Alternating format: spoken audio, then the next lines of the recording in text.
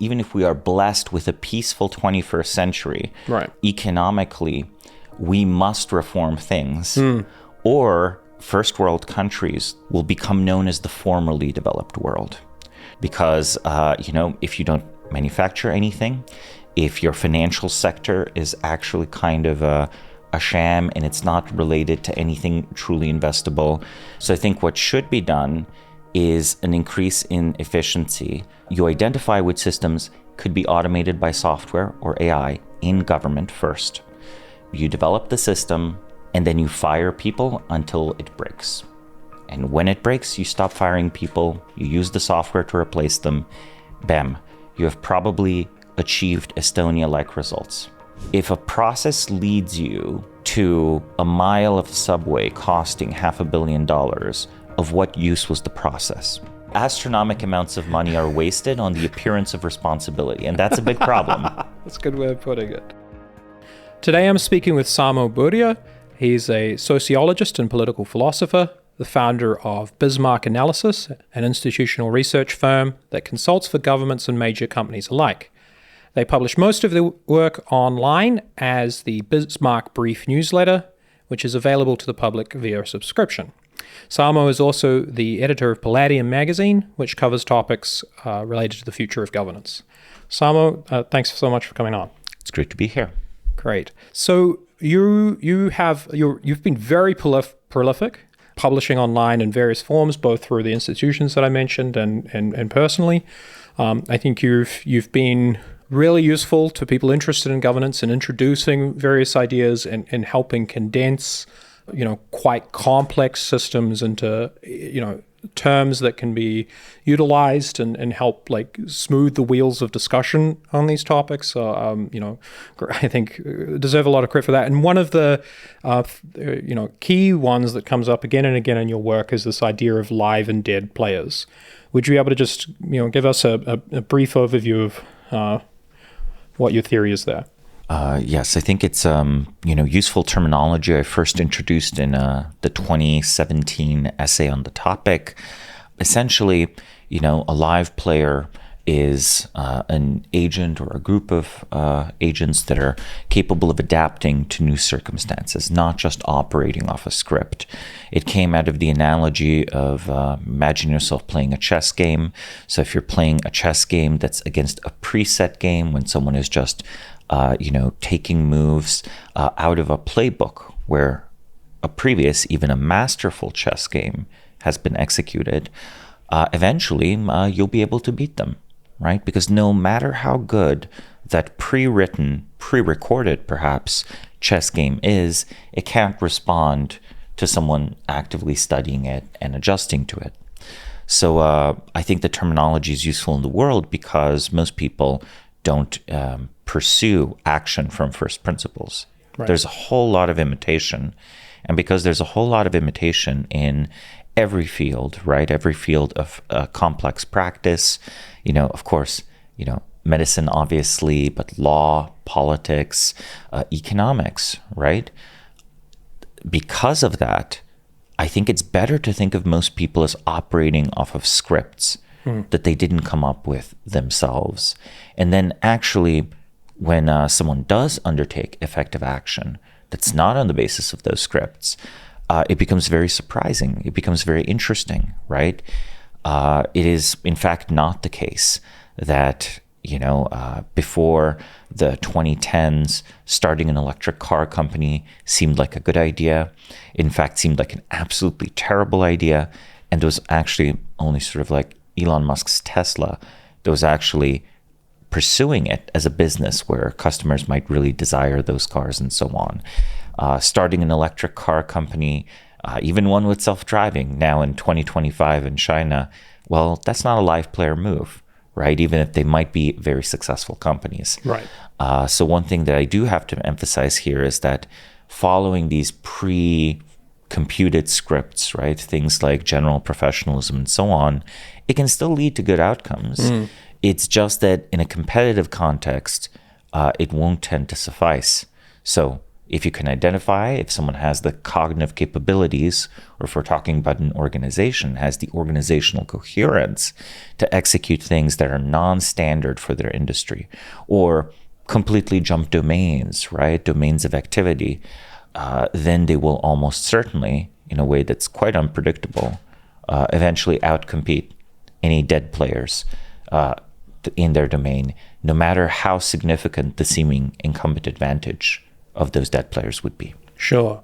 And so thinking about it a kind of a public institutional context here, I really love what you're saying there. It's not so much that this isn't a totalizing judgment, but rather just a sort of an assessment of whether or not it's able to respond to competition, the institution. And there's a sort of fractal nature here as well. Well, not right? even, of course, respond to competition, but more importantly, be capable of breaking whatever script or recipe is followed by default, right, as either the industry standard, as the social norm or standard, as the political convention, and to do so in a way that is still effective action. Right.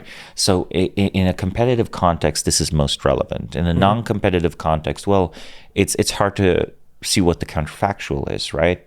Right.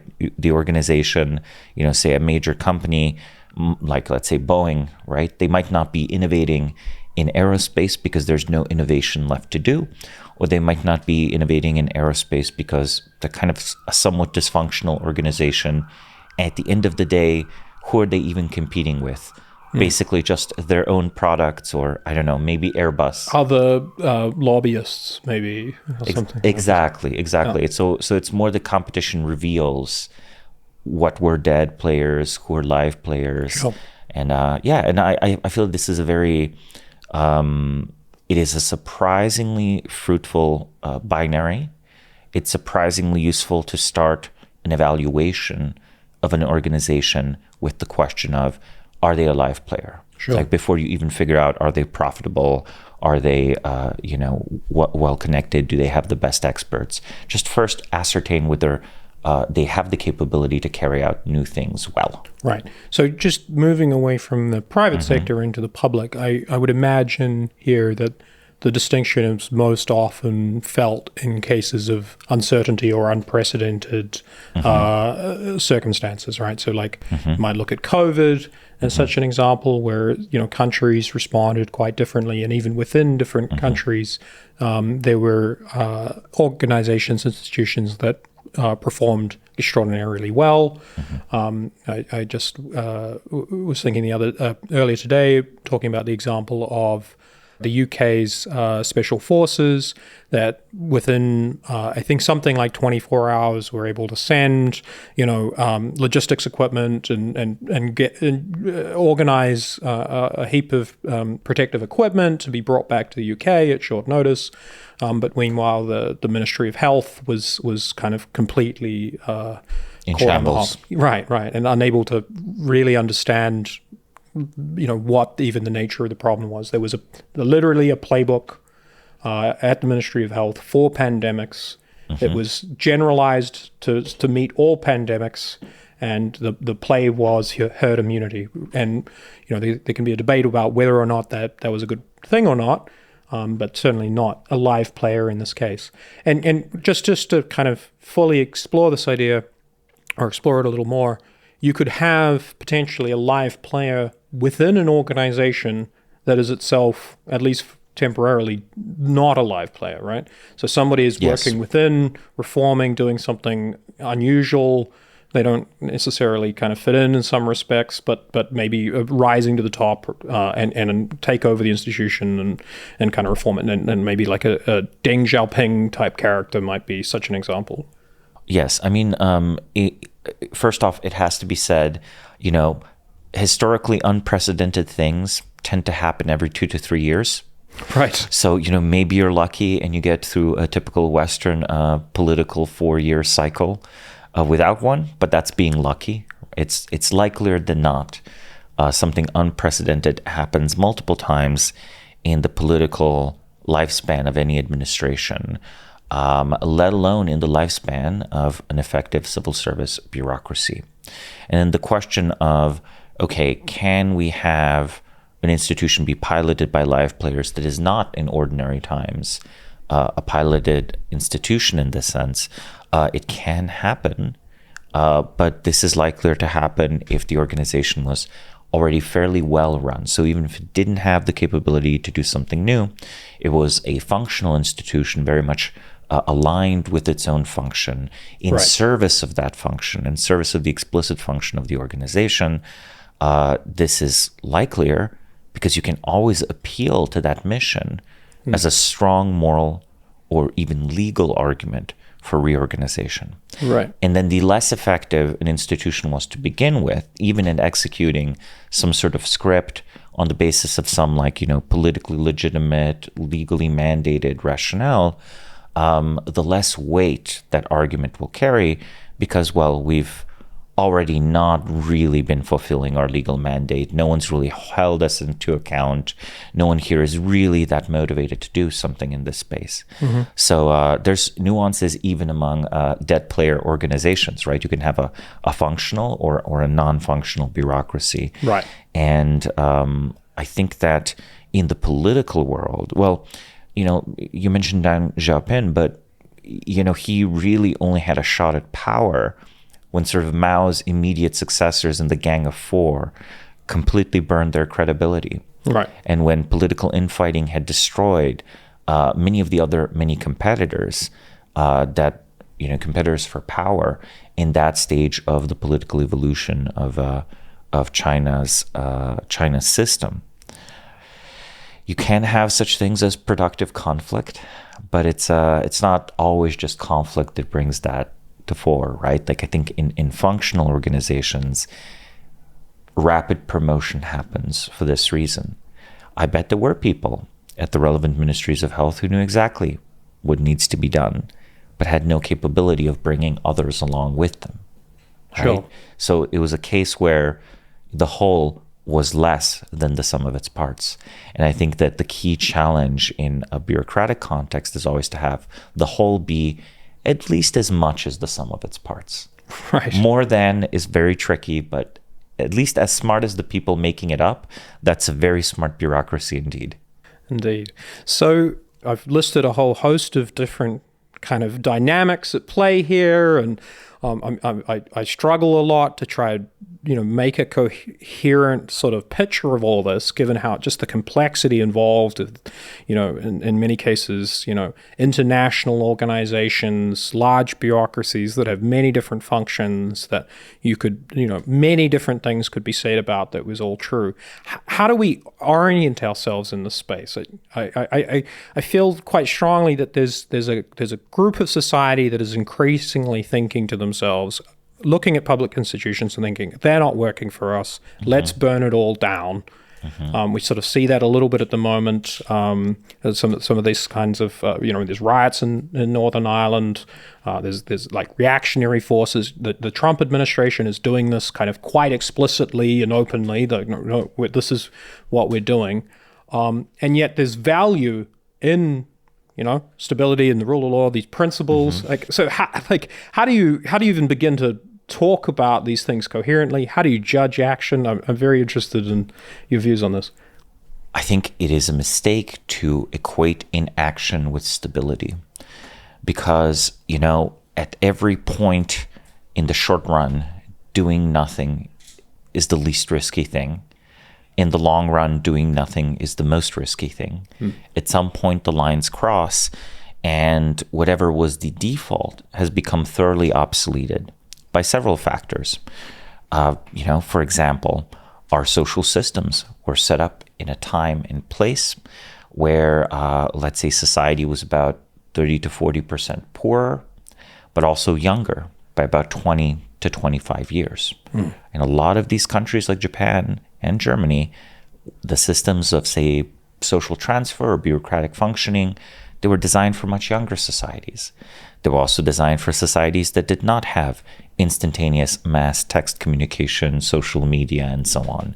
They were designed for societies where actually agricultural labor was still an important component. Now, I know that, say, New Zealand is a little bit different, but in most countries around the world, it's only like 1 or 2% of the population. I think we're about 3.5. Okay, so it's not all that different. It's not all that different by global a lot standards. of mechanizations occurred. Of course, but in the early 20th century, we're talking about populations like 20, 30% of, even in places like the United States.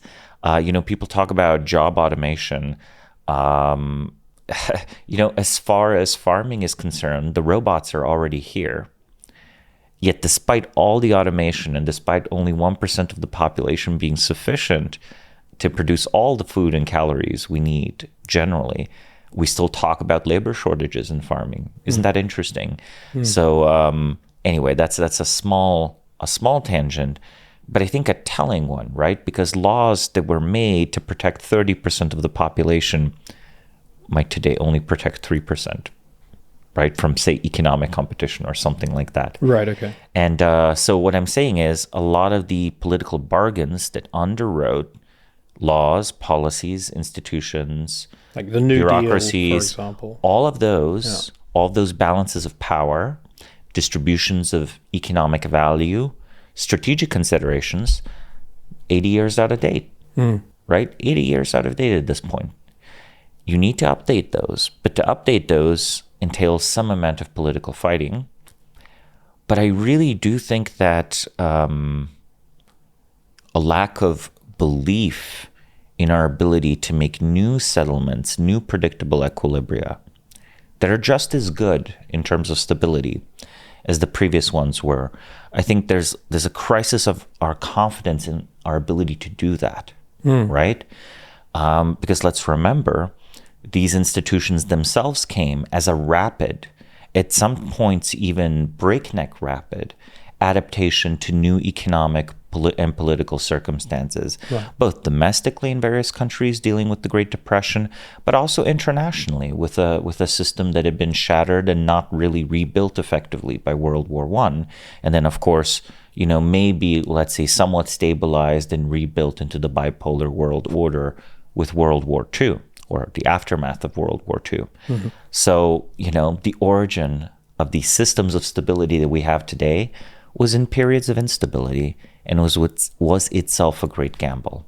So I think that we are thoroughly approaching the end of the lifespan of these institutions. This does not mean that the lessons behind them are obsolete, not at all. And we can, in fact, principles, perhaps. The principles, nor does it mean that this needs to be like a total overhaul of Western states or anything like that. It just has to be at least as an ambitious adaptation to the 21st century, which is now in full swing. As in today in 2025, we should be at least as ambitious as adapting to a much changed 21st century as we were in 1925 to adapt to a much different 20th century. And, a refusal to adapt, that's actually what leads to instability. That's actually what leads to the equivalent of the Bolshevik Revolution. That's actually what leads to, the German unpleasantness of the 1930s. It was kind of the inability of these new, young constitutional republics at the time to resolve these problems. And the countries that did have those abilities, that did have that ability, like, say, the United Kingdom or the United States, it's not that they weren't risky things about their politics. There certainly were. There were questions of high stake discussed and decided on, and most of them seemingly well enough, but they didn't undergo such crises. And that's not because they were conservative, right? I mean, in small c conservative sense, it's not because they were afraid of change. No, they just took principled change as their guiding principle. So that would be sort of my way of squaring that. I feel like stasis offers more the illusion of stability rather than actual stability. Actual stability is like a healthy living organism renewing itself. Right. It's not mummification, it's life. This possibly is a bit of a tangent, but there's parallels there to the stock market, the liquidity provided by short sellers and high frequency trading, which is often kind of maligned in various ways as, you're making money and out of other people's misery, these sorts of things. But the outcome of this sort of engagement is far more kind of smoothness and stability, and rather than like some kind of short, like sharp discontinuity. Suddenly the pound collapses and everything's in turmoil, allowing instead, new equilibriums to be found more organically. Yes, because if you insist on appearances, eventually the underlying balance, be it of trade or power or technology, that underwrote that appearance, you're just letting those two be disconnected more and more. And then you wake up bankrupt, metaphorically or literally, one day. Right. Nature cannot be fooled, as Feynman said about the yes. disaster of the space shuttle. It's a fascinating hypothetical, and I think that from a theoretical point of view, you can see the parallels. You can see that is obviously so. Any system that's not changing and adapting, any life form that's not growing is busy dying. But how should we be thinking about this in the 21st century, given that I think by and large the sort of the ministries and the things that we've created are by and large, perhaps roughly speaking, the sorts of things that people want. There are, after all, elections and change from time to time and mergers and so forth. I don't see necessarily a massive change in the role of the state necessarily being something that people want. But yet, I agree with you entirely. There is a need to sort of refound, but without necessarily... can you walk us through like a particular example of a desired reform in the 20th century or 21st century, or a country that is well reformed in some way? Sure. Or take a place like the UK, the US, New Zealand. Just walk us through like an institution that's not performing well, or seen not to be performing well, and how you might look at approaching like that kind of reformation. Like how do we identify whether something is poorly performing and in need of change versus just simply, some degree of dead weight loss? It's fine. For example, and through to what you would be looking at doing in terms of like setting it up for the 21st century. Well, one of the biggest questions is the relationship with government contractors in most of the major countries. Most of the major countries in the Western world, as all modern states do, have strategic needs that have a big, difficult to deliver technological component. Now, whether we're talking about building nuclear reactors, or we're talking about aerospace, or whether we're talking about secure data centers for, say, the NSA or something like this. These are complex technical projects. And many of the companies that work with major Western governments, these have been companies that have been primarily government contractors for decades. The problem with a market where there is only one customer is that it's kind of not a real market, right? It's a monopsony. The term is a monopsony, sort of conceptually the opposite of a monopoly, but it produces some of the same problems, right? I think many of these companies at first were very lean, hungry, effective. Companies like, Northrop Grumman, which was still Northrop in the 80s, would take interesting risks in developing new technology like the B-2 Spirit stealth bomber. Eventually, of course, the price point might have been too high, but let's say the technology worked. Run this forward a few decades, these same companies will have become quite used to their own unique and at times irreplaceable role. So I think the government has to, in the Western world, do something that is politically very uncomfortable. I think it should bet proactively on new companies developing replacement products. And in fact, we have one such success story in the Western world.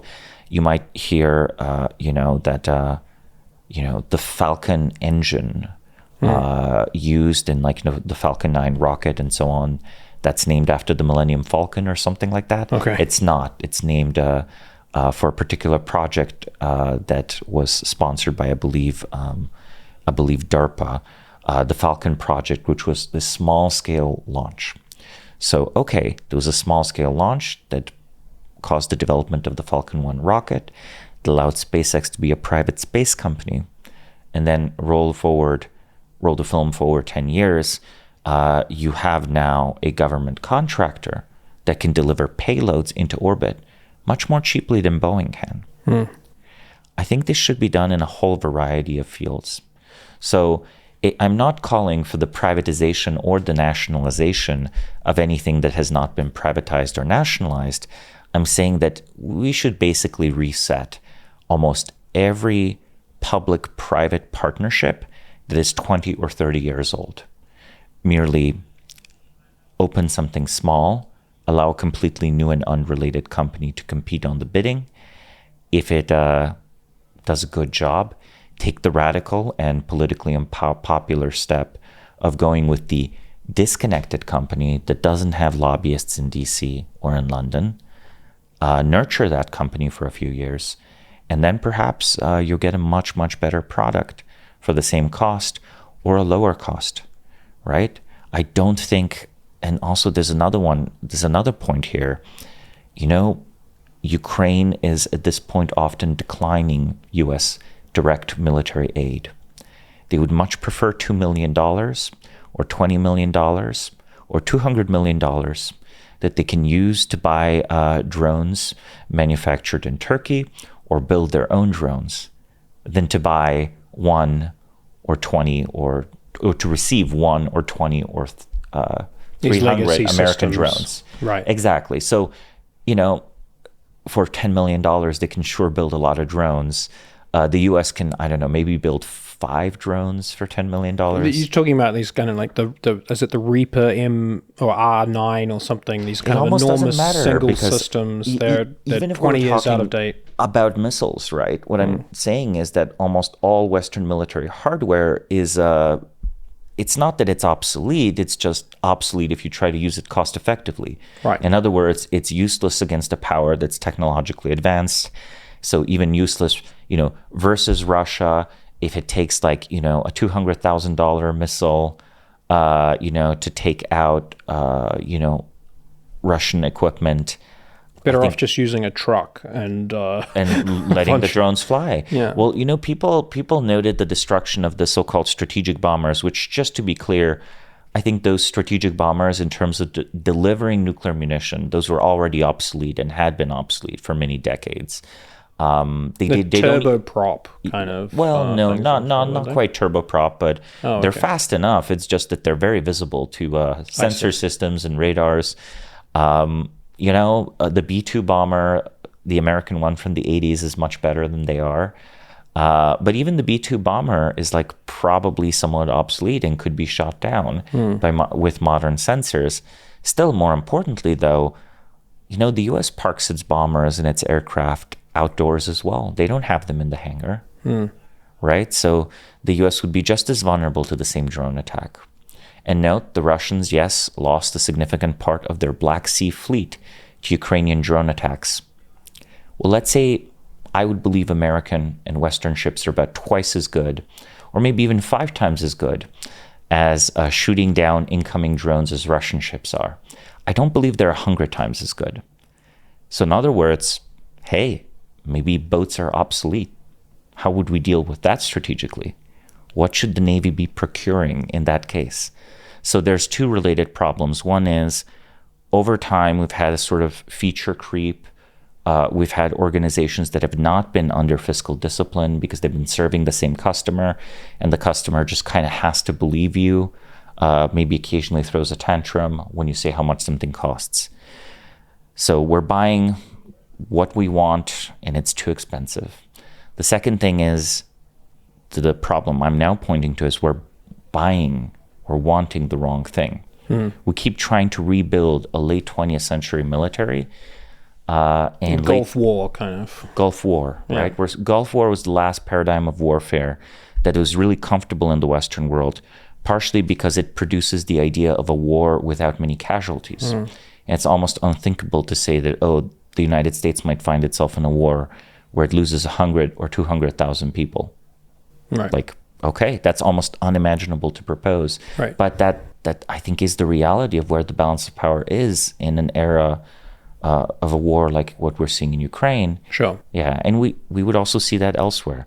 Now, this is not even a specific point about war fighting. I think this generalizes to Software. 20th century infrastructure, energy infrastructure, data infrastructure. Right. We keep wanting to buy the wrong things because we're still in a very 20th century mindset. If 10 years ago you proposed, actually, we need to build many, many more power plants because data centers will consume a lot of energy, I don't think this would have been a compelling argument. Of course, today, it sounds more like a compelling argument, doesn't it? Right. But to start building power plants today rather than 10 years ago, well, that's almost too late. Okay. So we were planning for like past needs and not anticipating future needs. Sure. So just thinking about this idea of like essentially you're proposing procurement reform. Yes. And I think anybody paying attention would very clearly note that defense procurement just needs to radically change. That's essentially unquestionable at this stage. But I wonder if you could, talk about like something a little bit more, give us a more mundane example, like in terms of software or, like road maintenance contracting. Are we talking about that kind of thing as well? Like, I mean, I think that there are interesting and difficult problems in the domain of construction. I mean, worldwide, I think in every society around the world, the construction business and the corruption business are awfully close to each other. Where, for example, Erdogan, before becoming the president of Turkey, was the mayor of Istanbul. There were many high-profile construction projects, many of which that greatly enriched Erdogan's political allies, who then later backed his campaign for president. That's not unique to Turkey.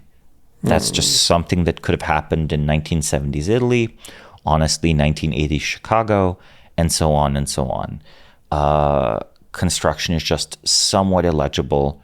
There are always ways to sort of siphon off money. So let's say that I have no concrete prescription as to how to make construction more cost effective, which, by the way, is clearly needed in the Western world. We're talking about extreme situations like, a mile of subway costing like almost $500 million or more in New York City. Sure.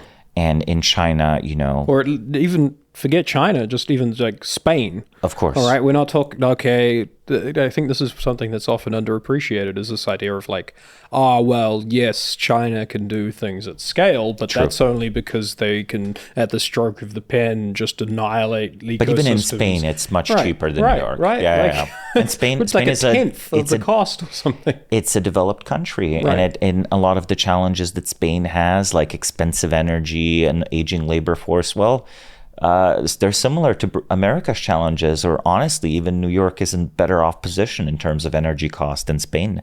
And actually, no, Spain is relatively cheap energy for Europe, but let's say certainly better position than, say, Germany is. Right. But it's a broadly comparable nation. In exactly. Many respects, yeah. So there's some small and clear. There's significant differences. There's significant possibilities for savings there. I think that again, just going with completely new options rather than contracting the same old companies, I think that's kind of at least a Band-Aid, right? Because what do informal arrangements can be good because, you can get things done that are not explicitly called for. But then also, I think over time, the more experience you have working with the government, the more you know how to basically press all the right buttons to get all the money to fall out. So there's some value in having an inexperienced contractor. If it's a new company that came together, or if it's a company that previously worked mostly for the private sector, because if it mostly worked for the private sector rather than the government, you might not know anyone that works there. That's a negative. However, they don't know how to press the bureaucratic buttons to make the money fall out, and that's an advantage from the government side.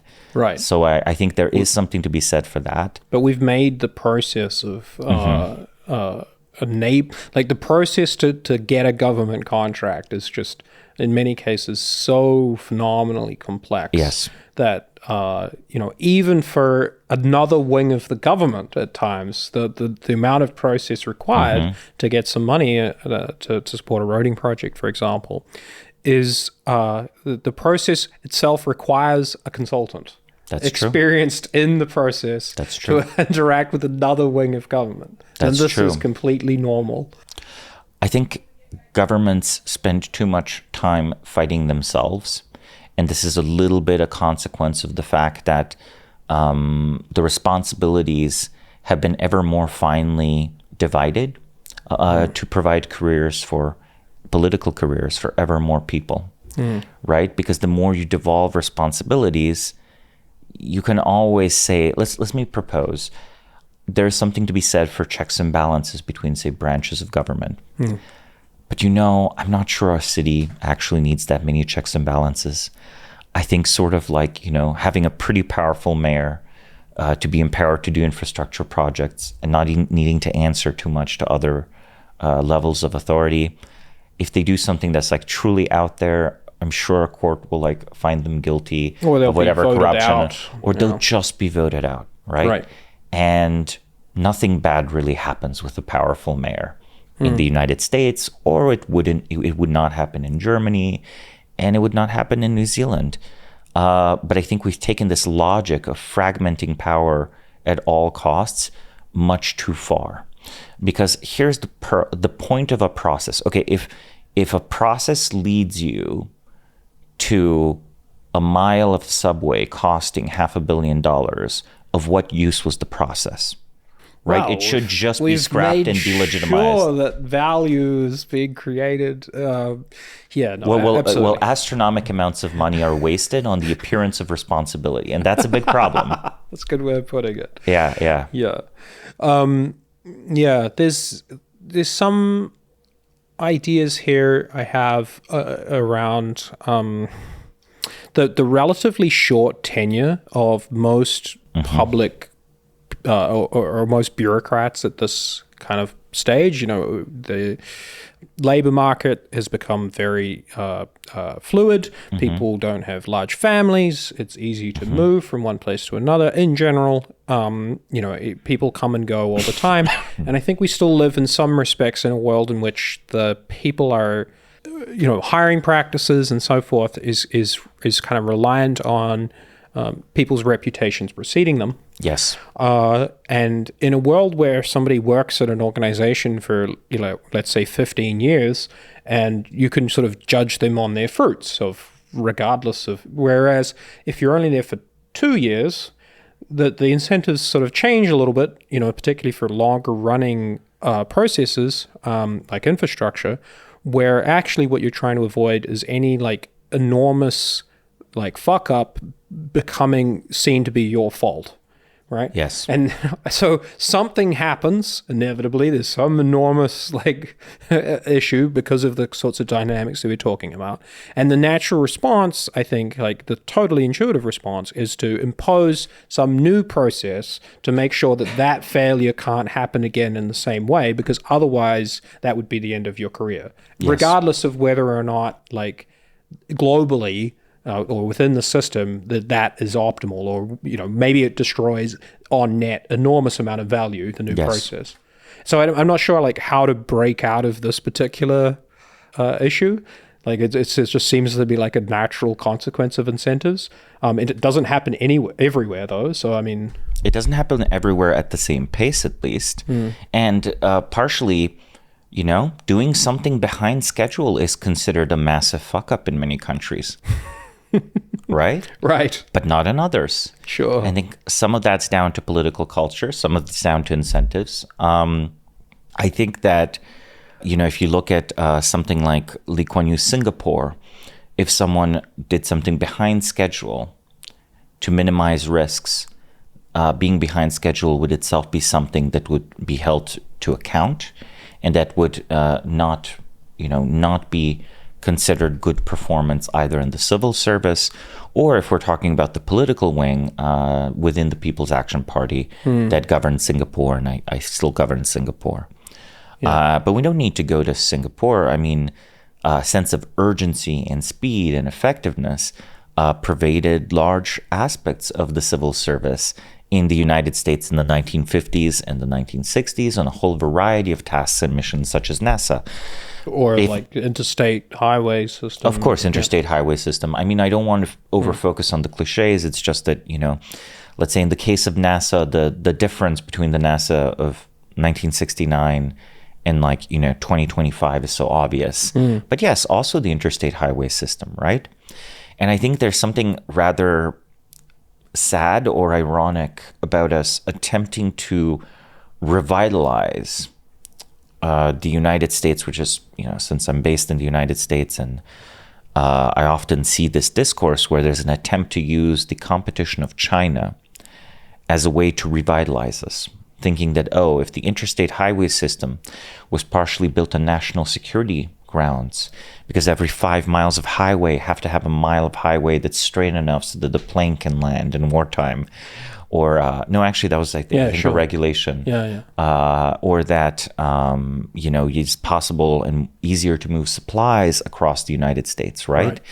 And if it's possible to build energy infrastructure, and if it's possible to develop, space technology and all of that in kind of a post-Sputnik moment, spur of the moment, I think that we want to believe that the default response of the Western political system when encountering a geopolitical challenge or an economic challenge even. Let's forget geopolitics. Let's just talk about what an economic challenge the $10,000 electric car is. Let's be open. In fair and open competition, no Western company, including Tesla, let alone General Motors or BMW, can beat Chinese companies in terms of quality and cost of an electric vehicle. Right. They just make the best. They make them the cheapest. In the United States, you have to slap 100% tariffs on them just to be barely make the Western car companies work. Okay, that's an economic challenge. Right. So if we have... And this is not just cars, to be clear. It's not just cars. It's cars, it's phones, it's literally everything you can think of. Right. And anyone, again, who thinks that Apple just designs better phones, even if they're built in China, than what Chinese firms can design, I think they're sleeping on the quality of Chinese electronics and have been maybe for 5 years, maybe even for 10 years. So not to mention Apple itself has totally become something of a dead player, would you say? Of course, yes. Right. But the broader point I'm making is even if we are blessed with a peaceful 21st century, economically, we must reform things or first world countries, the developed world, will become known as the formerly developed world. Just as we talk about the former communist countries of Eastern Europe, we might come in a few decades to talk about formerly developed countries. Because, if you don't manufacture anything, if your financial sector is actually kind of a sham and it's not related to anything truly investable.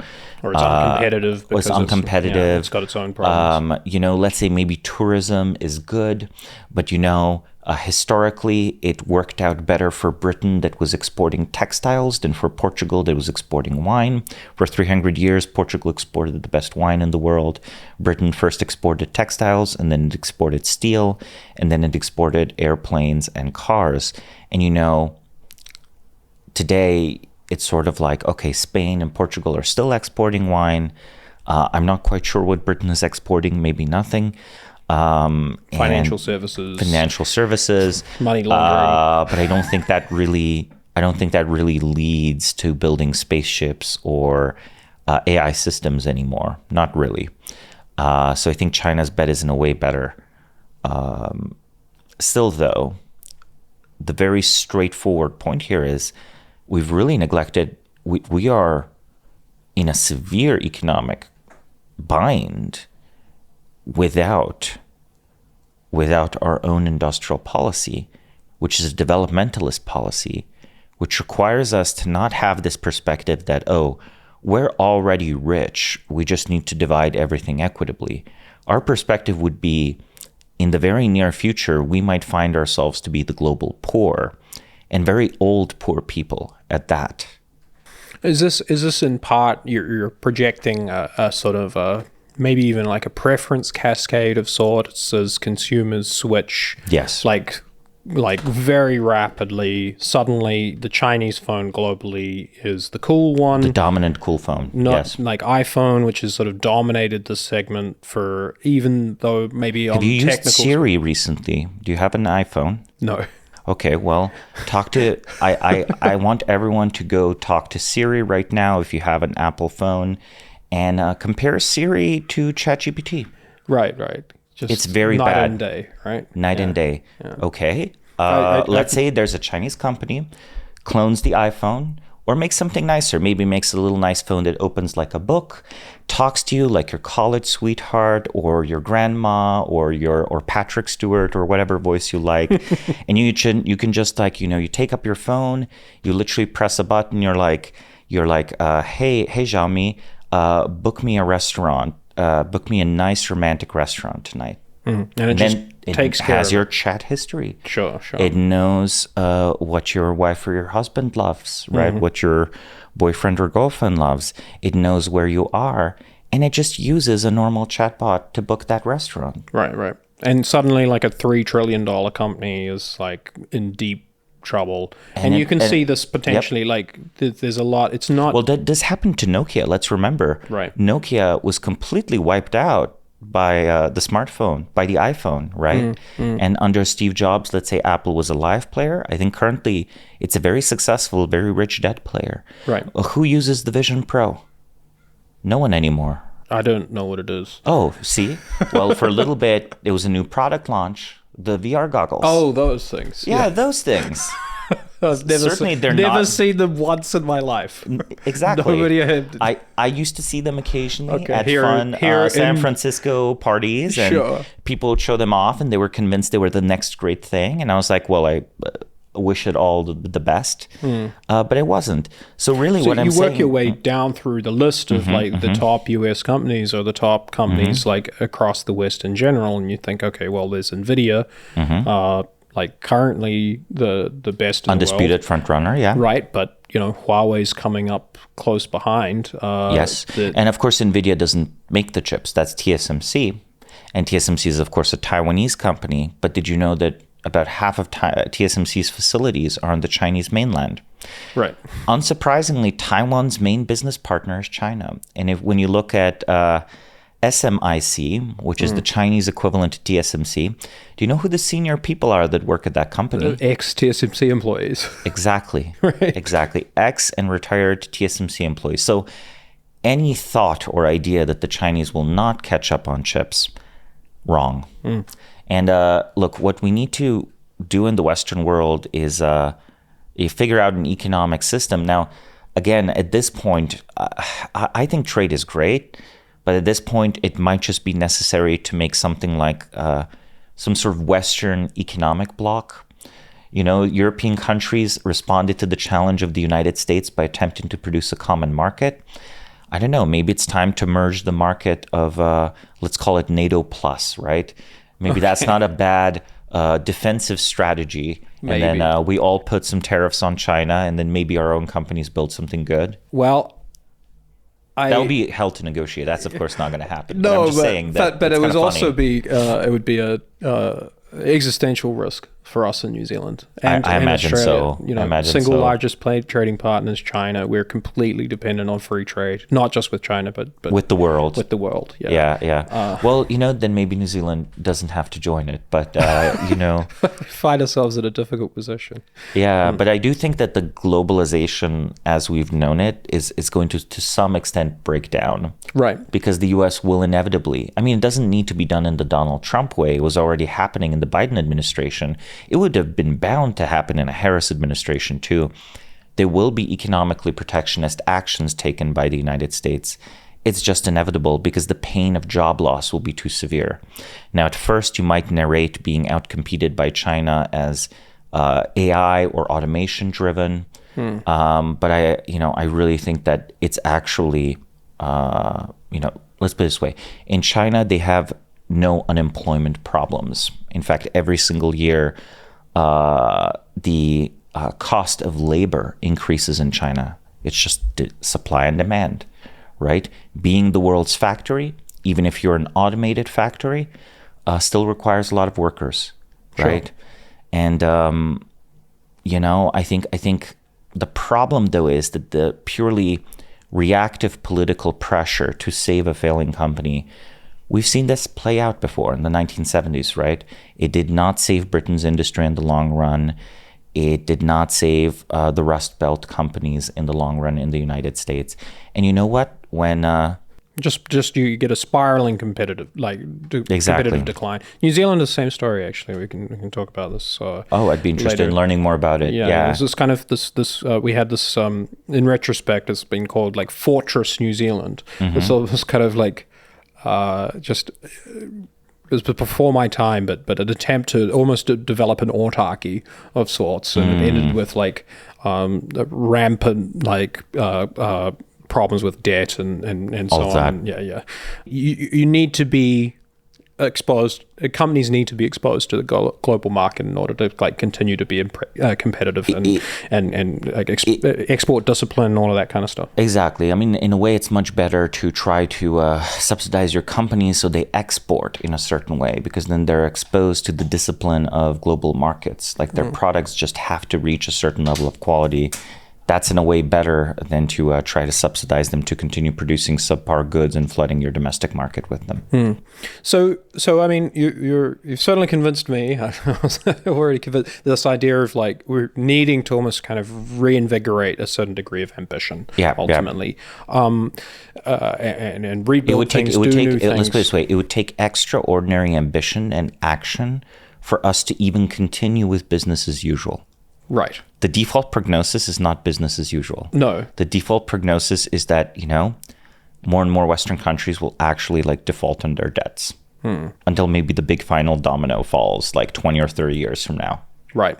Yeah, big issues with kind of not just debts, but liabilities more generally. All kinds of liabilities. Retirements and of course. Growing aging populations. I mean, again, the simple reality is that no matter how, even if you took the maximalist mass immigration position, which is politically not tenable, as the governing class of Canada and the United Kingdom are learning, if you look at the voter polls, how the voters feel about it, but also economically, Northern Europe, but also like when they did studies in, say, Denmark, it turned out that unless you are selective about your immigration, on average, actually, net negative for budget. Right. If you are generous in your social services, you actually have to have quite productive workers before you break even per marginal additional worker. Right. And that means that could still mean high immigration. Arguably, Canada had kind of the best of both worlds from about 2000 to 2010. I think just something happened in the immediate post-COVID moment. Maybe it was an attempt at a kind of economic stimulus. Maybe it was some other reason. It just became less selective, right? And the result then is like worse economic performance. I mean, and ultimately, even leaving aside those dynamics, there's nowhere in the world that's producing enough young people anyway, right? Well, they might be for the next 10 or 20 years, but like in 50 years, no one will be. In 50 years, if your country has young workers, it's not because it accepted them from Nairobi or from Kerala, it's because it makes them. At home. Maybe you make them with unskilled laborers. Maybe it's humans making them. Maybe you're growing them in a CCP-sponsored baby vats. But you're making them yourself. And actually, countries might become protectionist in a different sense. Look, today, when we look around the world, the only country that taxes you when you renounce your citizenship for 10 years after you leave is the United States. Can you imagine if a country like India adopted such a law? How much revenue would it have? That's a lot of revenue for India, right? But imagine in India where the average age is 40 or 50. And they struggle to fund themselves, right? Because they became they became old before they became rich. Right. And you could even see the moral argument like for this would be quite straightforward, right? It would be. You were educated. The state has paid for everything for you for your whole life, or between the state and your parents. But yeah, educated, all the infrastructure that you used, everything was paid for. And now, all we're doing is asking that you pay for some of that back. I mean, this political argument would just fly everywhere in Europe. You can imagine, say, oh, you until you were 25, you got free college education and you benefited from the NHS, and now you want to go start a startup in California. Well, you can go start your startup, but we're going to still tax you. Right. We're going to tax your $1 billion software company in San Francisco. That will be very appealing. But there'll be an interesting situation where maybe countries will be struggling to hold on to people. And you know what?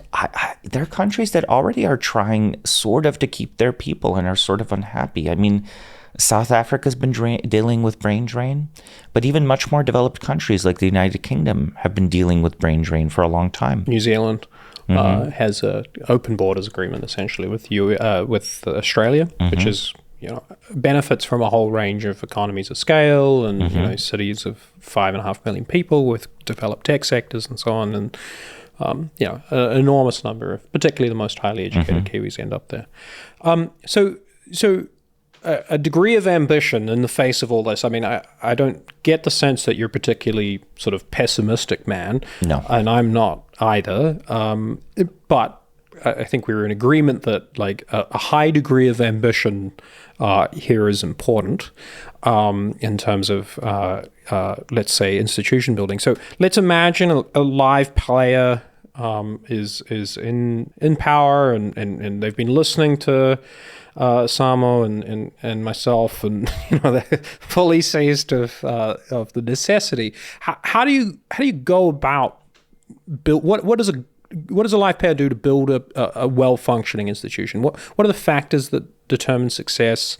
Do different scales require fundamentally different approaches? I know that like every individual institution is ultimate, like whether it's a company or a public institution is going to have its own unique set of challenges. But this is obviously an area that you've studied quite a lot. What are the kind of like high level themes here in terms of how we should approach this in order to be successful?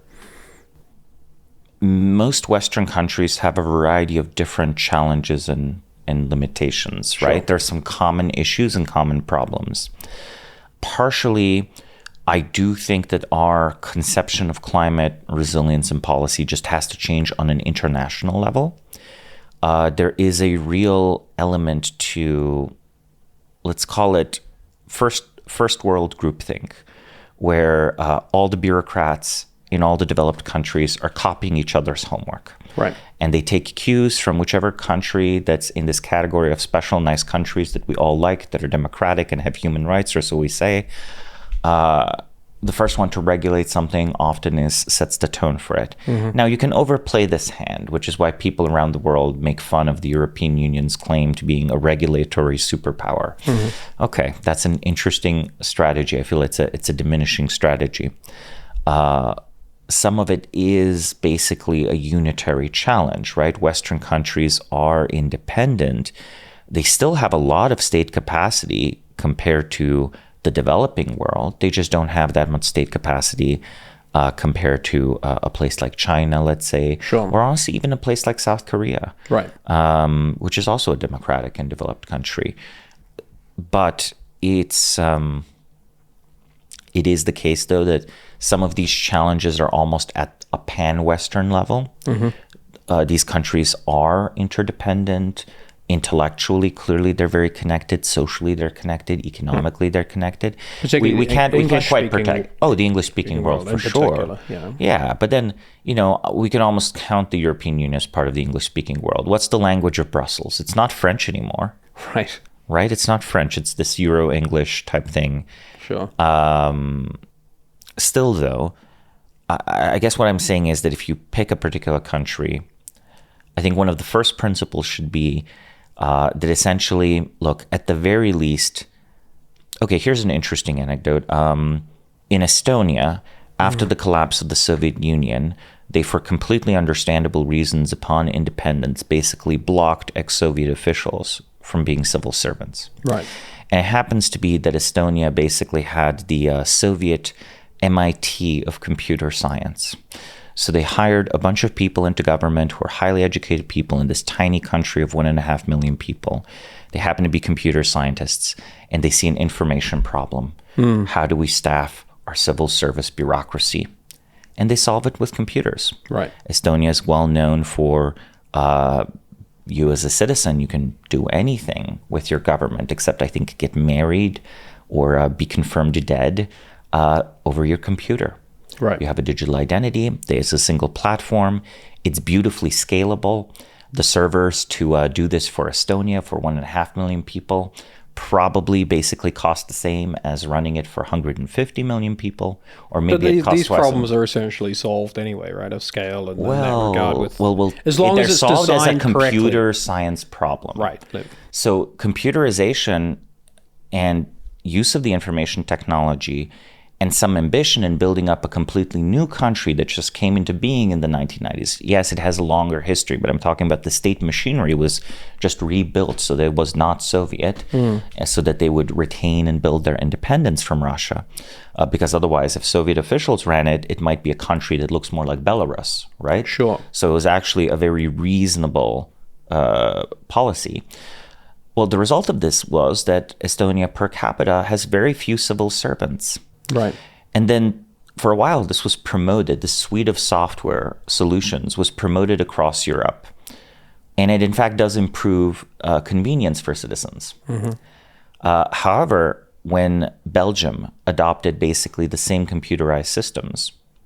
Do you mean Belgium, the country, or the Belgium country. as the, okay, yeah. Yeah. Not Brussels, Belgium. Right, Belgium, the real country. It has some things to do with the EU, but it's not a synonym for the EU. Right. Belgium has about twice as many civil servants per capita as Estonia. Right. So it turns out that if you fire the civil servants and then build software, you get a better result than if you have the civil servants buy the software.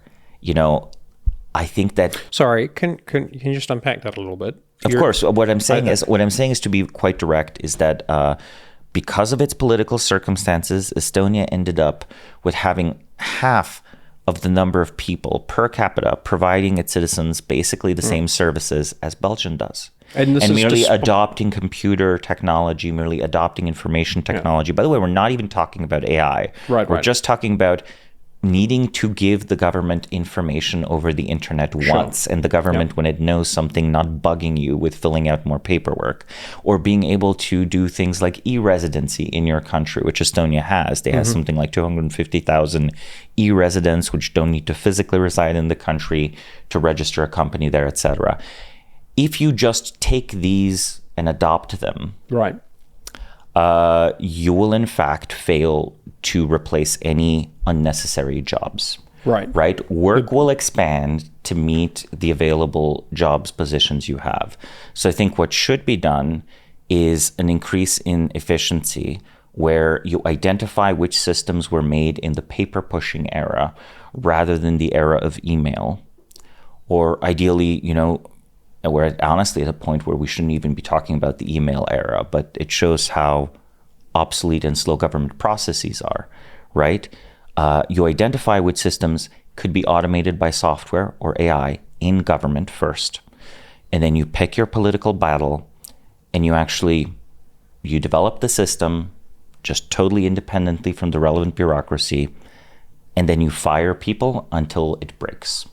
And when it breaks, you stop firing people, you use the software to replace them. Bam, you have probably achieved Estonia-like results.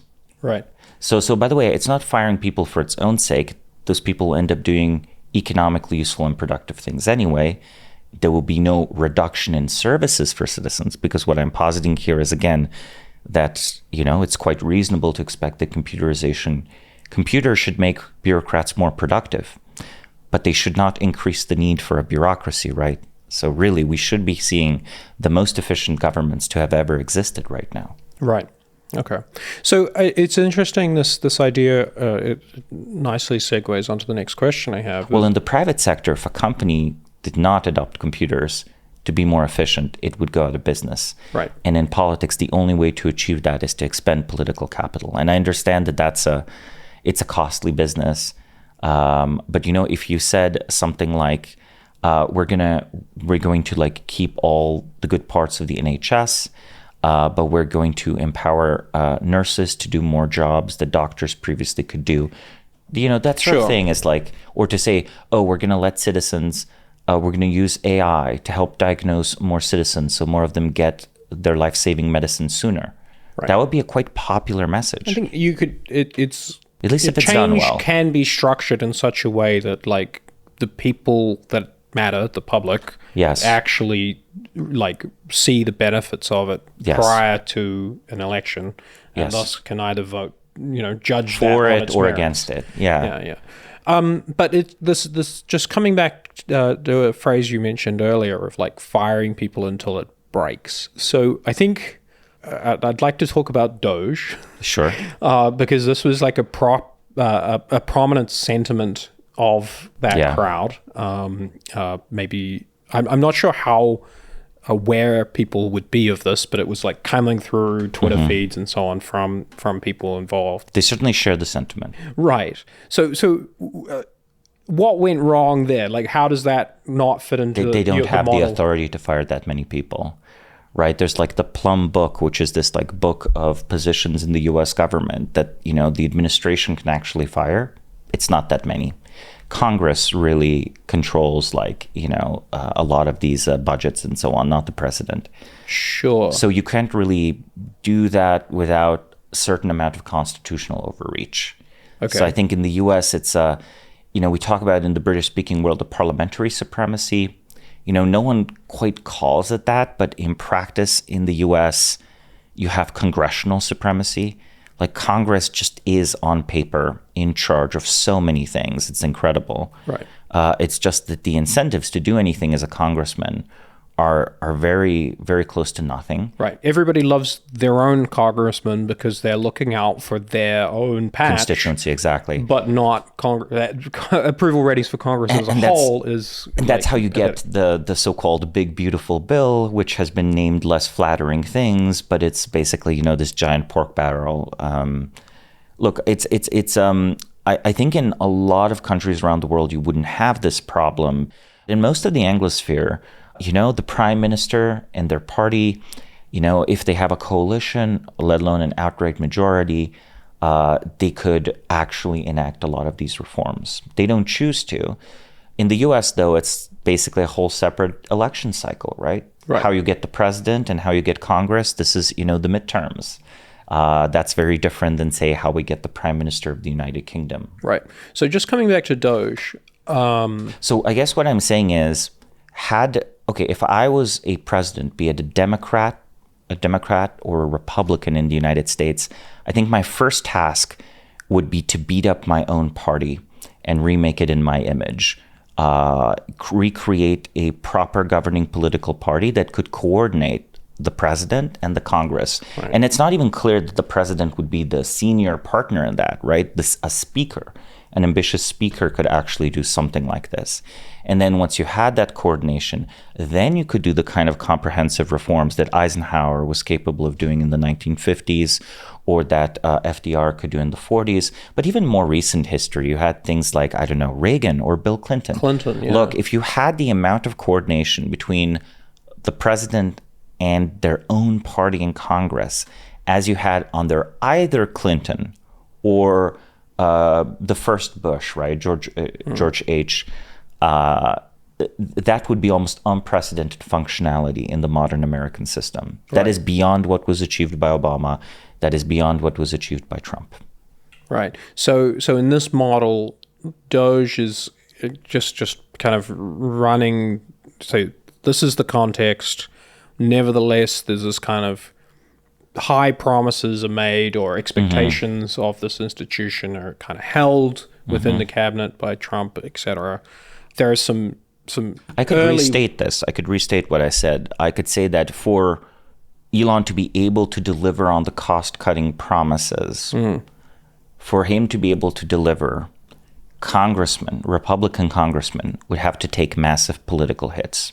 Right, okay. In their own constituency. Sure. What is their incentive to do that? Well, if Donald Trump personally singles them out and campaigns basically against them, okay, which is a pretty big move. But what else could possibly be offered to those congressmen? Right. So instead... So it's one person's political benefit, another person's political cost. This doesn't make sense as a political trade, does it? So instead you end up in a situation where the institution, DOGE, is...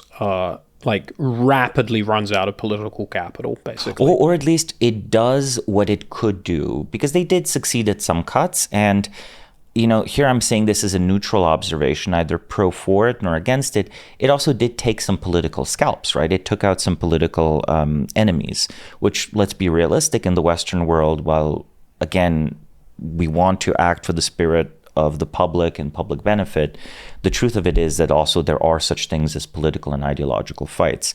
Like, I'm not even convinced, some of the stuff that was cut in US aid was just culture war, right? Where they cut programs they didn't like internationally because they promoted a different ideological message than was their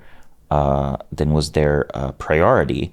You could call that a saving, but you could also just call it a change in cultural policy. Right. And we could stop pretending that the U.S. does not have a global cultural policy. It obviously does. Right. Okay. So I think it achieved some efficiencies. It achieved some policy changes that were useful to this administration for their purposes. But yeah, it rapidly ran out of things to do, would be my claim. Right. So it didn't even run out of legitimacy. The PR was going strong.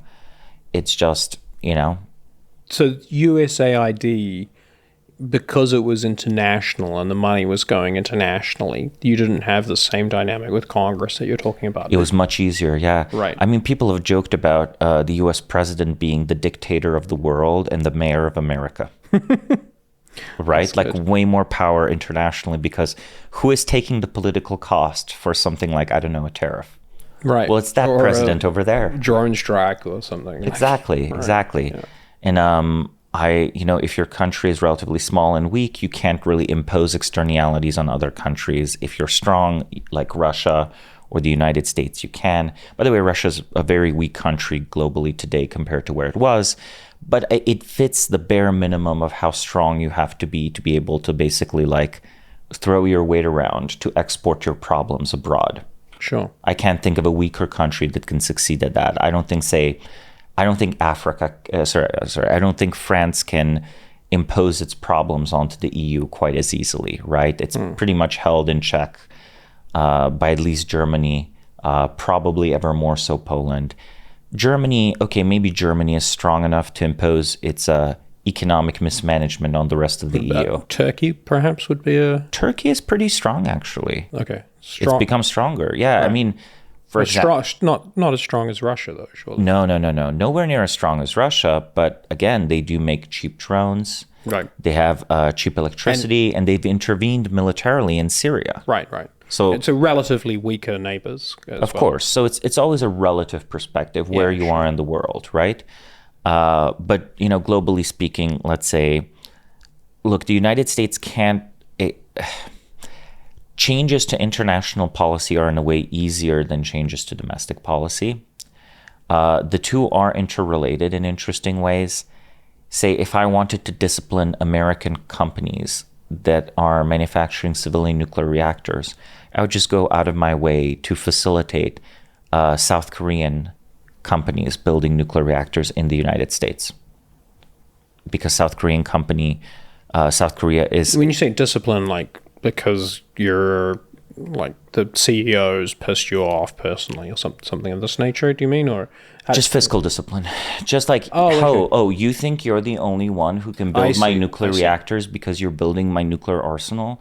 Yeah. No, actually, we have this other allied nation that we want to support anyway and that we want to have in our orbit anyway. And their president will be so happy with us if we take 15 Korean contracts to have them build nuclear reactors here. And what I can promise America's voters, what can promise America's citizens, is that they will have a cheap electricity and I have saved so much money. Right. And this wouldn't even need to be done in any kind of necessarily targeted fashion. You could just open up the contract and exactly do it, internationally and or at least say that you will as a negotiating position. And you know what? I don't know. Maybe Bechtel will suddenly discover they can do the same job for 20% less. Maybe they'll come back to you and say, please don't take this contract from us.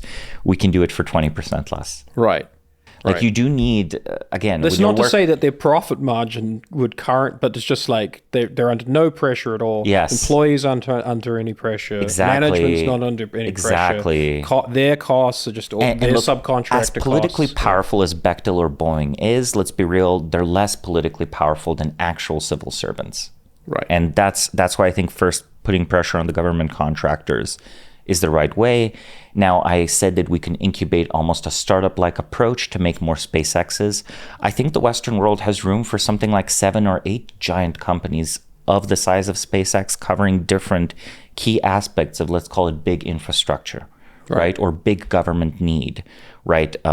Aerospace, Navy, energy, et cetera, right? All of that, we can nurture those, but it takes 10 to 20 years to get there, to nurture such a company into being.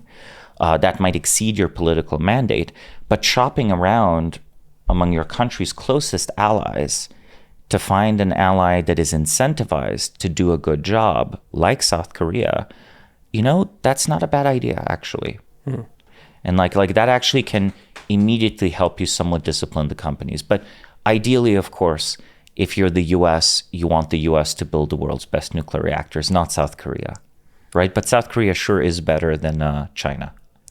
But I mean, is this there's arguments there? It's like, well, clearly that if they can do that much better, that they can move to a foreign country and then build something like. Well, maybe, they've actually built the UAE reactor. They've built many reactors around the world. Well, there's an element of needing to do the Singaporean playbook almost, right? And like, okay, these guys, our expertise in this area is clearly atrophied. We have to learn from them. Right. Like even if we want to build it back up, let's get a head start by. Of course, like maybe the right move is that you want to build a chip fab. You asked Samsung or TSMC, and you don't have them partner with Intel. You just have a nice big contract among new startups in the semiconductor space in the United States. You pick one of those that is the best one, or you pick a few of them and partner on 3, 4, 5 projects. You run the contract. Samsung or TSMC get their money for the chip fab. And instead of you propping up Intel, you've created a new semiconductor giant in the US, a small one, but a real one, because that company that was partnering with them will have seen technology transfer. And then you simply allow them to compete in the next round 5 or 6 years from now on the next round of government contracts to build its data centers or whatever. Sure. Or chip fabs and so on. All right. We've talked around the kind of the strong do what they will and the weak suffer what they must to some extent here. Yes. How do you obviously I'm from New Zealand. What's your advice given everything that we've talked about here? Changing geopolitics. What should we be really focused on in your view? I think New Zealand is, first off, it's, a beautiful, beautiful country. You guys can probably export a few more movies about hobbits. However, that's much more similar to Portugal exporting wine than it is to Britain exporting textiles. I think that New Zealand is, what I know of the country is your costs are relatively high for all sorts of goods. Partially because you're pretty isolated. You're probably like the most out-of-way developed nation in the world. Yeah, I think fairly unquestionably. Yeah. I mean, much more so than, say, Iceland, right? For example. Right. Okay. I think in that case, it perhaps pays to invest into things where that physical distance doesn't really matter. Say, would it be so beyond the scope of New Zealand to invest into cheap, abundant green energy and then have the Prime Minister of New Zealand go around talking to the big data companies, said, hey, do you want a country that's in the Five Eyes that, can host your data center and provide you with cheap electricity? Yeah, and we'll de-risk it all the way through for Exactly. your planning, and you're not going to. And from the perspective of a big training run, it really doesn't matter if a server is in New Zealand or in Canada or in Argentina or in Siberia. The world and information moves kind of at the speed of light. There is a tiny bit of a lag issue for serving video or something. Yeah, but you know what? There's like enough people in Indonesia, and Indonesia's close enough, et cetera, et cetera. And also, again, the training runs really do matter, right? And the training runs can be distributed anywhere. So the massive demand for data centers could just go where there's cheap electricity. And there's already talk of geothermal being a possibility for this kind of development in Iceland. If I remember right, Iceland does some aluminum smelting, which is also an energy sensitive industry. That sounds very familiar with New Zealand. Right. Enormous amount of geothermal potential, and we I think something like 15% of our grid goes to aluminum. So maybe New Zealand ambition would be something like producing 5 times the total electricity that you produce right now using groundbreaking new geothermal, where why could not the global leader in geothermal energy be a New Zealand company, for example? I think it is already. Oh, it is already? Yeah. We've got the expertise. It's okay. Just So maybe scaling geothermal, and that kind of fits the signature of being like a green, pleasant, environmentally friendly country because it's zero carbon energy. Right? And that's so important. And not only is it zero carbon energy, it's not intermittent like solar is. Solar is, of course, a great success, but energy storage remains a great challenge. Because of that, it's just not yet appropriate for a sustaining industry. You get various problems like Spain's energy grid experienced a few weeks ago, right, where the whole country had a blackout for a week. It started for a variety of reasons, but one of the risk factors was certainly the high reliance on intermittent energy sources. So anyway, geothermal in principle makes a lot of sense. I would propose that you guys should not avoid nuclear, but I know that's probably extremely unpopular. But I think that, nuclear energy is a good investment. It's something to buy. Times are changing there, right? Like, really? Well, globally Europe, they for are. example. Oh, in Europe for sure.